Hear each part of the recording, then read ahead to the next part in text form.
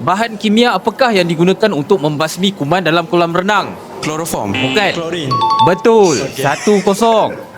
Aduh. Negara apakah yang diberi nama Shonan ketika zaman penjajahan Jepun? Singapura. Betul. Amirun jawab dulu. Apakah nama teater tradisional Melayu yang menggabungkan nyanyian, lakonan dan komedi? Teater tradisional. Ya. Allah. Start dengan huruf B. Bangsawan.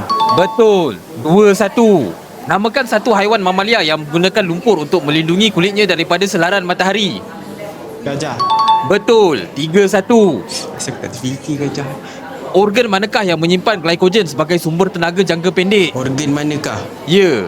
Paru-paru. Bukan. Buah pinggang. Bukan. Pankreas. Bukan. Sebut ni.